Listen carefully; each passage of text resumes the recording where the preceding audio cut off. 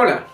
Una segunda postura respecto a la relación entre ciencia y religión es la que se ha venido a llamar la tesis de la imposibilidad del conflicto.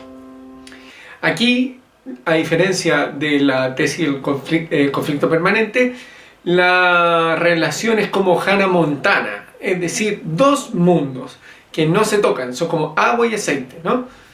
Es decir, se niega la posibilidad de conflicto entre ciencia y religión.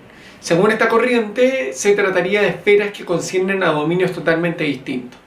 Por un lado, la ciencia investigaría el mundo natural, es decir, átomos, moléculas, galaxias, etc. Y por el otro, la religión, lo concerniente a lo sobrenatural, es decir, dioses, ángeles, vida eterna, en fin. En esta línea de la tesis de la imposibilidad del conflicto se incluyen, por ejemplo, el biólogo Stephen Jay Gould, que es agnóstico, y miren, bueno, es un tipo muy importante, o sea, para salir en Los Simpsons hay que ser muy importante, y que Gould va a decir justamente que ciencia y religión difieren tanto en objeto como en método. ¿Por qué en objeto? Bueno, porque la ciencia estudia qué cosas encontramos en el mundo y cómo se comportan. La religión, en cambio, va a investigar cómo los designios divinos actúan en el mundo natural.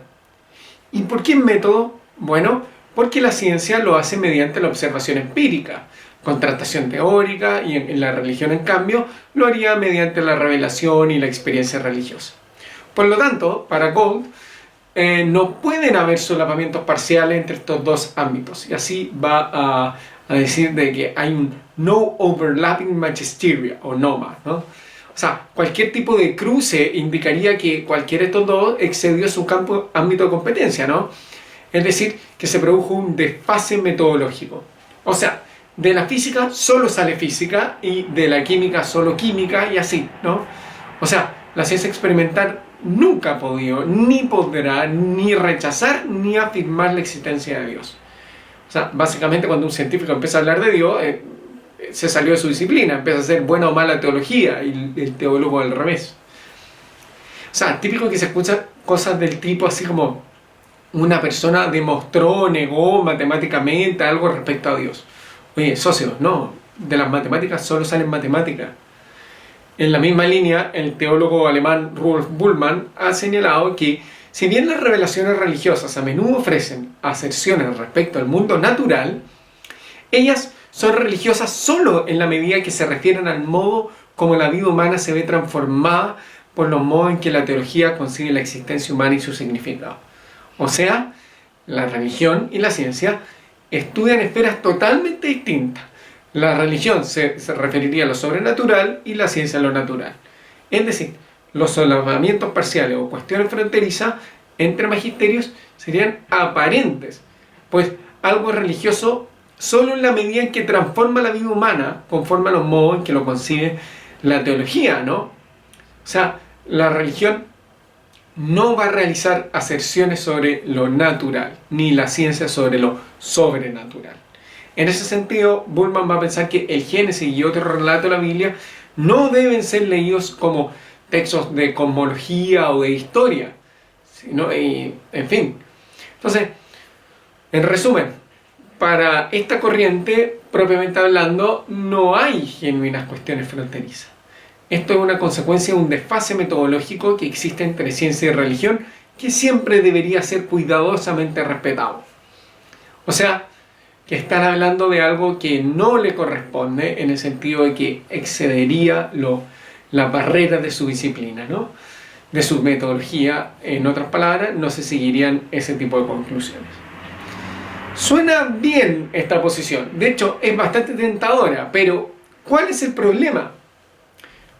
Bueno, que efectivamente es la paz, pero es la paz del cementerio, porque justamente no hay problema, pero porque cortamos cualquier posibilidad de diálogo.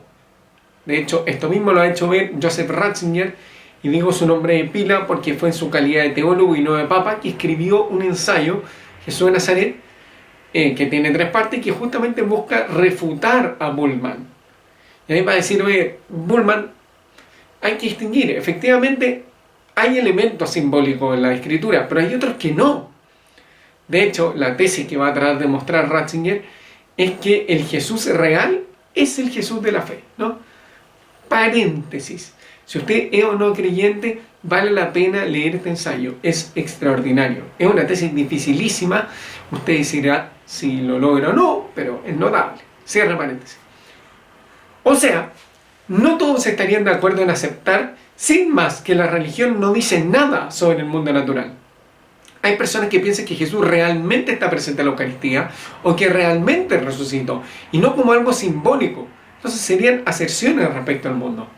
Por otro lado, habría, por ejemplo, personas que dirían que las ciencias naturales también pueden decir algo sobre lo sobrenatural, ¿no? Entre ellos, por ejemplo, el Nobel de Biología Francis Collins, padre, por así decirlo, del genoma humano, que claro, diría que el diseño del universo habla indesmentiblemente de Dios, ¿no?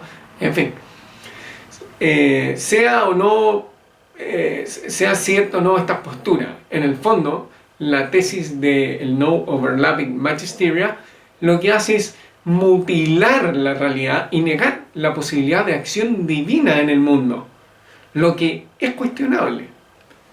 En el fondo, negarlo o aceptarlo no va a ser una cuestión científica, sino filosófica. Ya, pero uno me preguntará, ya, pero Andrés, ¿y cómo se combinan, pues?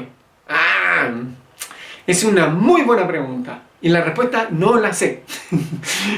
En el fondo, se trata de un problema metafísico sumamente arduo de combinación de plano u ontología, lo que es muy difícil y supera mis capacidades, ¿no? Lo siento, es lo que hay.